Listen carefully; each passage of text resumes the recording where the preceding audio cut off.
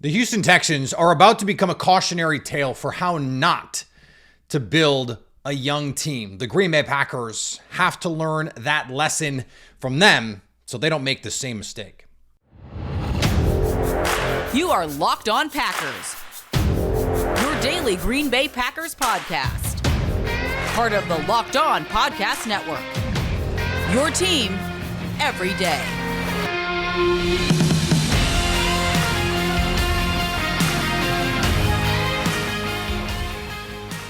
You are Locked On Packers, part of the Locked On Podcast Network, your team every day. I'm Peter Bukowski, and I cover the Packers for The Leap, a newsletter I would love for you to subscribe to. Follow me on Twitter, Peter_Bukowski. Follow the podcast on Twitter, Locked On Packers.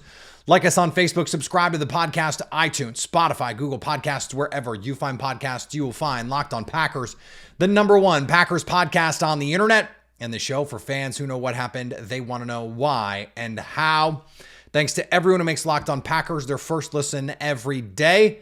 We hope you like starting your day with us as much as we like starting our day with you.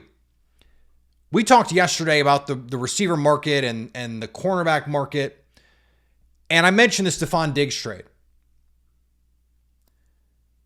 We found out since then that the Texans, after trading a future second-round pick, and I understand future, 25, they are essentially ripping up the contract, moving future guaranteed money into the current deal, and allowing Stefon Diggs to become a free agent at the end of the 2024 season.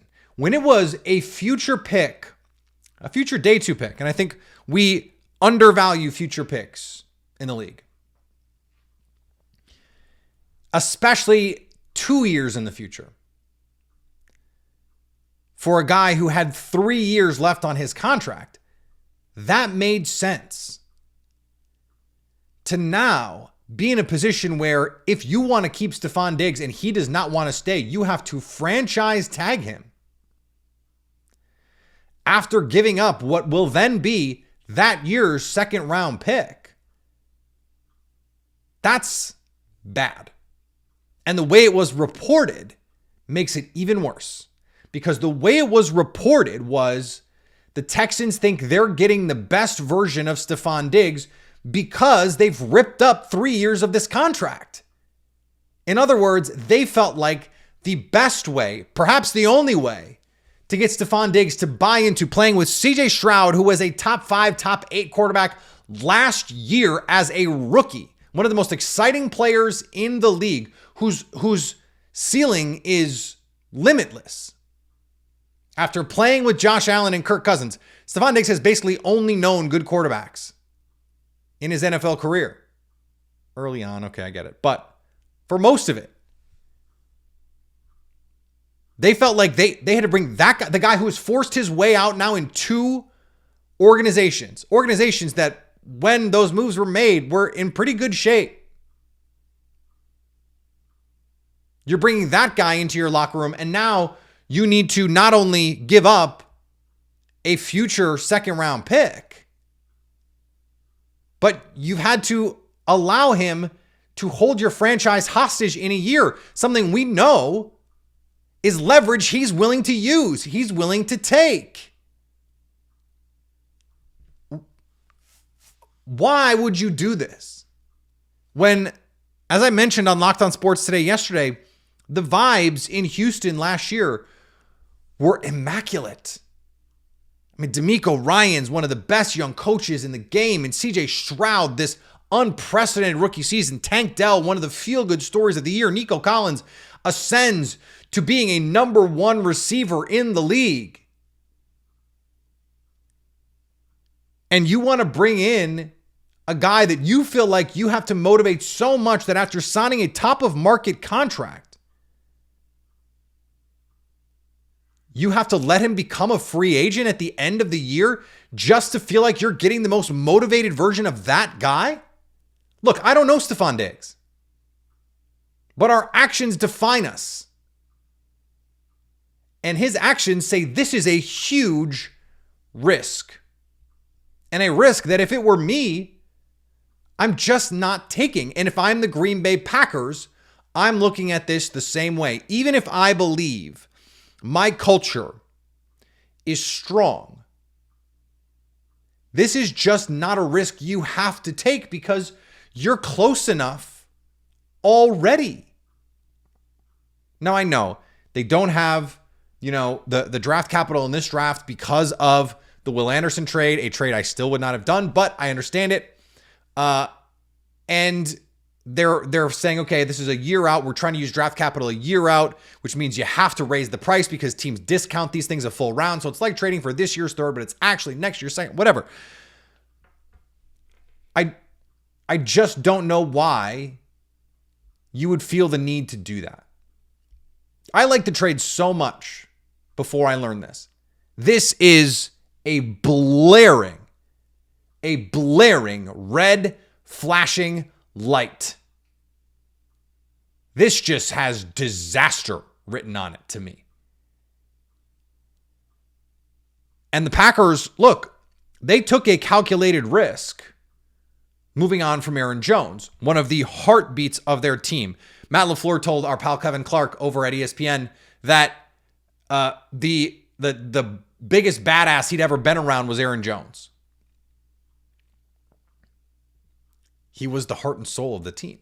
But they replaced Aaron Jones with Josh Jacobs, who was the heart and soul of the Raiders. Now, Xavier McKinney, we don't know a ton about that situation, why they would let a 24-year-old safety coming off his best season to just walk. I can't imagine that was the closest of relationships, or they probably would have re-signed him. My understanding of that situation is the Giants did have interest in re-signing him. They just didn't come with enough money. That they felt like the number the Packers went to was too high for Xavier McKinney. So that makes you feel a little bit better about it, right? You're not going, okay, well, it's not like they just didn't want him back at all. No, they wanted to pay him near the top of the market. They just didn't want to pay him, the money that Green Bay ultimately shelled out for him. But the Packers, regardless of the receiver room, like you can make the case Houston's receiver room with Nico Collins and Tank Dell and Noah Brown, like that's a really good room already. They were a really good offense last year with a coordinator who was garnering head coaching attention. That's going to be they didn't have to do this. The Packers wouldn't have to do this. You have to be so careful about messing with the culture, especially of a young team. Now, this is not assuring Stefon Diggs is going to come in and make trouble in Houston. They were really good in Buffalo for a long time. And it didn't seem like there was any problems there. He seemed to be enjoying the Josh Allen experience. Why wouldn't you? Josh Allen, I thought, deserved to be the MVP last season. He got my vote. I didn't have an AP vote, but Pro Football Writers. So that's not proof that this is going to go badly, but it's 1 year. We know it's 1 year. And in a way, to me, that makes this worse. Because if you're Stefon Diggs and things aren't going the way that you want them in week 6, week 8, I got a little hamstring. Maybe you don't push to come back the same way going, hey, I'm going to hit the market in a year. Whereas if you're under contract for 3 seasons, you're going, well, I can sit a couple weeks and be good. Or I'm going to play through this. This is my team. This is my home. This is my squad. This is my logo. That's not happening now. And that's just a risk for a team. Like, I think there are these young teams, the Packers and Houston, these situations are so comparable. I'm almost gobsmacked that this is where we are. And one of the reasons why I'm just apoplectic about this is because I thought when it happened, what a great trade for Houston. Even if it was a little bit more than I thought Stefon Diggs would get. It's less than he got traded for the first time. I thought, what a steal for them to get a bona fide number 1 receiver with Nico Collins, who looks like he's a bona fide number 1 receiver. Now you have what like the Bengals have.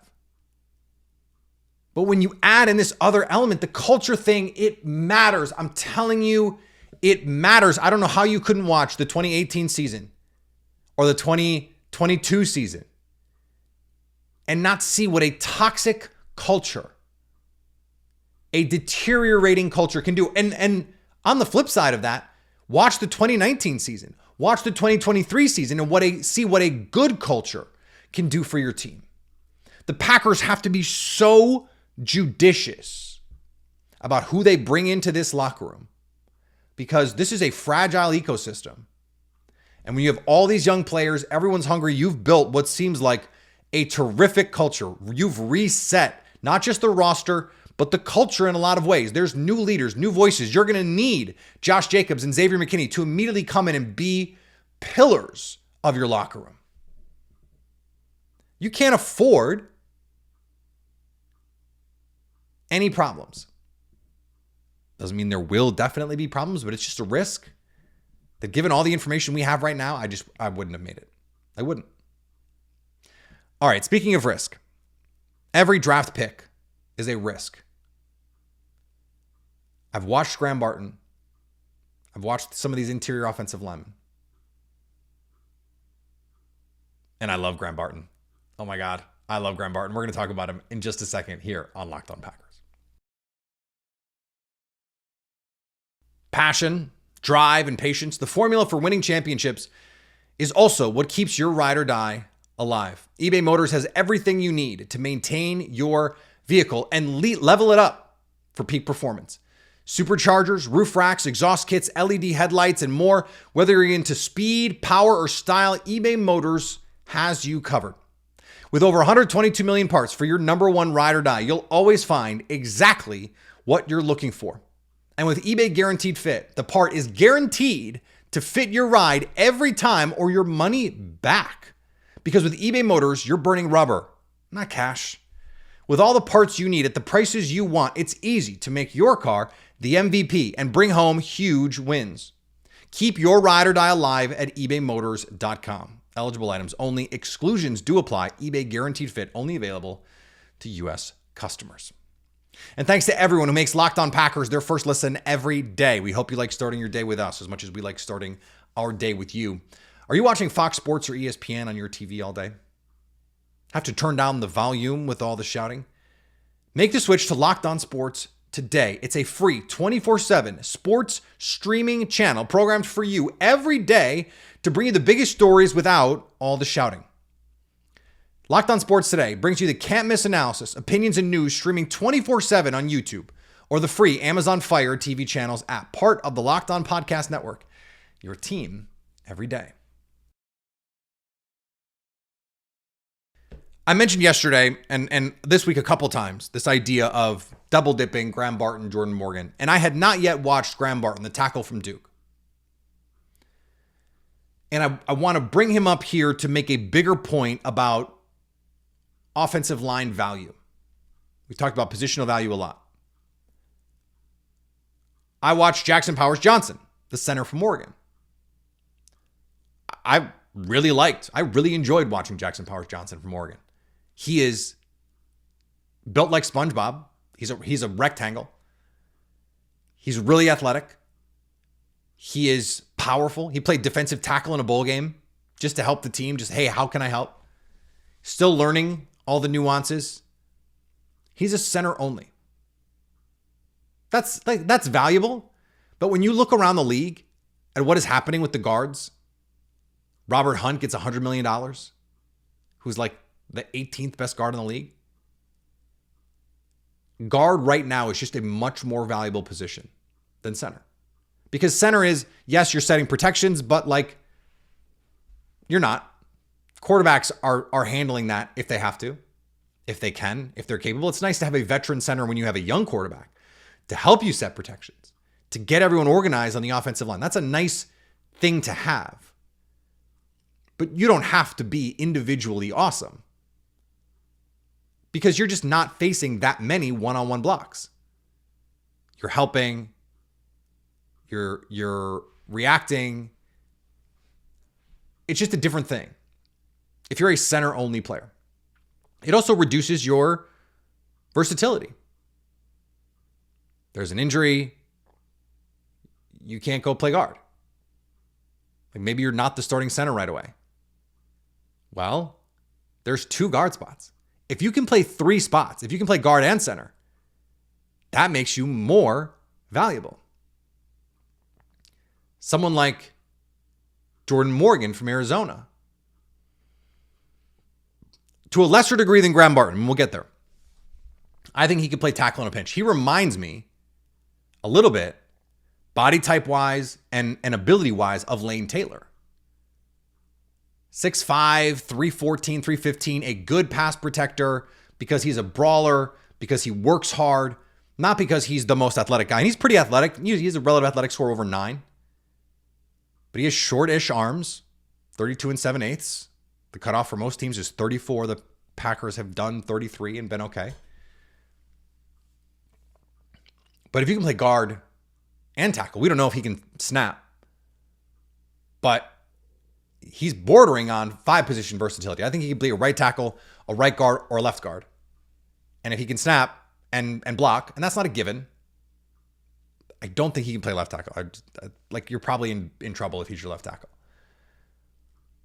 Graham Barton has true 5-position versatility. If he is your left tackle, I think especially because he is, for a guy who you go, oh, he's a little undersized, he's a little skinny. First of all, he's not. But it's not like he's 298, 295. Like Zach Tom was undersized. Zach Tom needed to add 20 pounds to be an NFL offensive lineman, or at least a good one. Let me rephrase. Zach Tom needed to add 20 pounds to be like he's a really good offensive lineman. He was good as a rookie and then really good last year. That's not what Graham Barton is. If Graham Barton, I said this on Twitter, I think that he would start at tackle, either tackle spot, for a lot of teams in the league. I don't think he would start for Green Bay. Like, he's not better than Zach Tom. I don't think he's better than Rasheed Walker. But he could play tackle if you needed him to. And there are times, and when we saw, there was the Packers played, I'm going to forget the year, maybe 2018, where they played, I think it was even earlier than that. If you remember, hit me up on the X machine. They started 5 guards or 5 interior offensive linemen, but I think it might have even been 5 guards where they didn't even have a real center. And both their tackles were guards because Lane Taylor played tackle in that game. And it's just that's only a thing that the Packers can do because they draft so many tackles to play guard. All these guys have that versatility in some way or another. And so I think Graham Barton can play. He could be a starting caliber tackle for you and therefore has truly 5 positional flexibility. He took some center snaps at his pro day, but I think he can be a guard. I think he can be a really good guard. In fact, I watched him and I kept thinking of David DeCastro from the Steelers, who was I think a 2-time All-Pro and a 4 or 5-time Pro Bowl player. He's not in the Marshall Yanda, future Hall of Fame level, but he's in that Josh Sitton, just a top 5, top 6 kick-ass guard his whole career. Josh Sitton was probably an All-Pro more times than David DeCastro, if I had to guess. But that's what I think he can be. And so for me, when I thought, okay, he's an interior offensive lineman only, I was dubious of him being a first-round pick. And now that I've watched and see that he's legit, a 5-position player. By the way, David DeCastro, same number of first-team All-Pros as Josh Sitton. Each had 2. David DeCastro had 2 first-team All-Pros and a second-team All-Pro. And Josh Sitton had a first-team All-Pro and 2 second-team All-Pros. So the same total number and 4 Pro Bowls for Sitton, 6 Pro Bowls for DeCastro. So, but right in that same level. Just wanted to clean that up. At 25, I'm good. Sign me up. I think that works. Now, I've seen some people on Twitter say, hey, take Cooper DeJean if he's there at 25 and then trade back up for Graham Barton. Because I think Jordan Morgan is almost as valuable, almost as good a player. I don't think I would do that. because I think you can get if what you want is a guard, because ultimately you're probably drafting Graham Barton to play guard or center. You can just wait. Yes, he can play tackle, and if he's there at 25 and he's the best player on your board, draft him. I think he and Cooper DeJean, in terms of prospect quality, are actually pretty similar.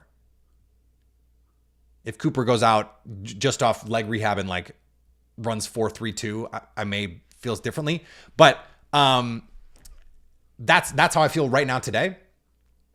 And so I would get it, but I don't know that because he's not a tackle. I don't think I would trade back up to get him. Now at 41, if you needed to go to like 36, fine, you move up a little to get that guy.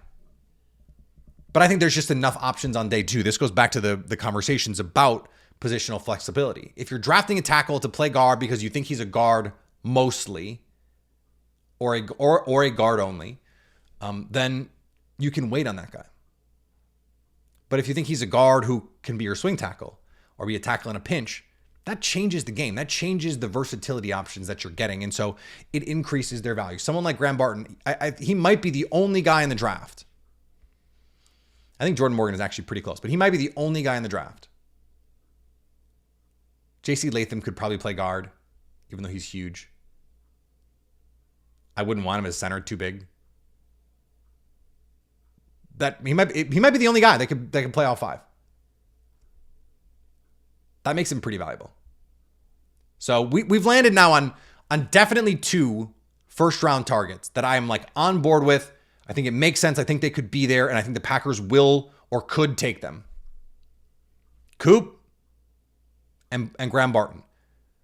The guys that are fringe, like Edgerrin Cooper, that'd be too soon for me. Wouldn't love it. Kool-Aid McKinstry is another one that I could definitely see and would support. He's a really good player. Nate Wiggins, I would love, but I don't know if they would do. So that's the list that we're working on right now. We're going to keep working on it as we do a live. I think the Friday's last block, we're doing these live mock drafts. They're fun. So we're going to do one in just a second here on Locked On Packers. Did you know that even if you have a 401k for retirement, you can still have an IRA? Robinhood has the only IRA that gives you a 3% boost on every dollar you contribute when you subscribe to Robinhood Gold. But get this, now through April 30th, Robinhood is even boosting every single dollar you transfer in from other retirement accounts with a 3% match. That's right, no cap on 3%. Robinhood Gold gets you the most for your retirement thanks to their IRA with a 3% match.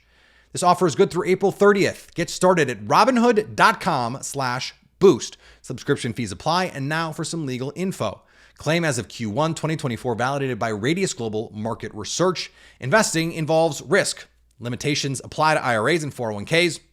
3% match requires Robinhood Gold for 1 year from the date of first 3% match. Must keep Robinhood IRA for 5 years. The 3% matching on transfers is subject to specific terms and conditions.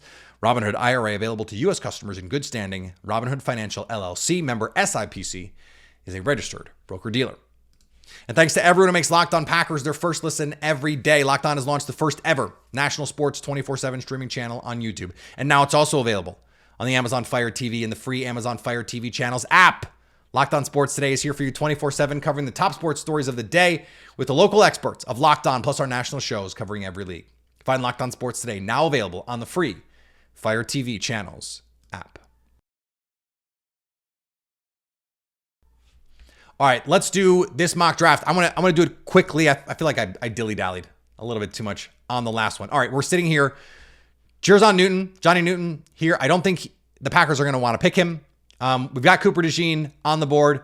I really like Tyler Guyton here. But the highest rated player for me currently available is Cooper DeJean. In every one of these live drafts that Cooper is available, I'm going to take him. So boom, he is the pick at 25. Now the question is, what do we get left at offensive lineman here? Is there an opportunity to grab someone? There isn't. Tyler Newman available. I don't think 41, they would do that. Peyton Wilson, not for me as a linebacker. Don't really love that. Zach Frazier, just about to watch Zach Frazier. This would be like, I wish I had time yesterday to do it. This would probably be where I'd be like, yes, this is the guy that I would really like to take. It's not where I'm going to go here. I could see going receiver. Troy Franklin, not their type. Kingsley Suamatia. Interesting here. At 41, you're getting your tackle. Keon Coleman is an interesting one here. This is tough. I said I was going to be fast, and this is tough. I'm going to take. We don't have an athletic profile on Suamatia. Oh yeah, we do. He's really good. He's really athletic. So that's gonna be the guy we take. And it's a little early, maybe, but we ran out of options. At 58, Ricky Pearsall, top guy on the board. Rook Hororo, the defensive lineman. Keon Coleman here. Man, it's really hard for me not to just take Keon Coleman. I'll be honest with you. But Jonathan Brooks is here, but Edgerrin Cooper, who's fallen down the PFF board a little bit, or maybe this is the public board. I have him in the 50s in my board, and he's the best linebacker in the draft for me. So I'm going to take him here and not have any qualms about it whatsoever. What are we looking for still? Got the corner, safety potentially. Malachi Corley is here. Oh, you guys, you can't be doing this to me. Really like Renardo Green. There's other interior offensive linemen that we could go with here.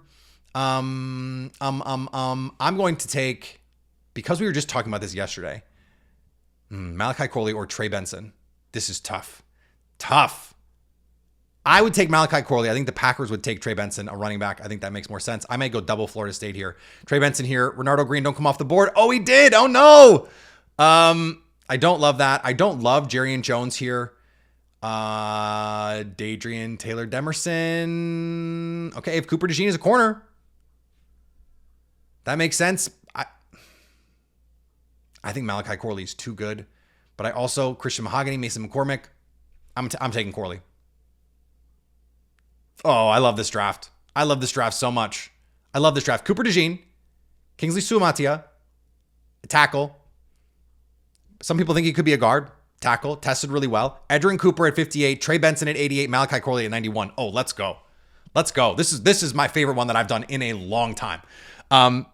Send me yours on the X machine. We're having fun doing these. So we're 3 weeks out. 3 weeks out. We'll have picks to talk about on a Friday show. We'll be doing lives on the draft. So after Thursday night, live. Friday night, live. We're not going to be live Saturday night. But we'll no, we're not going to be live.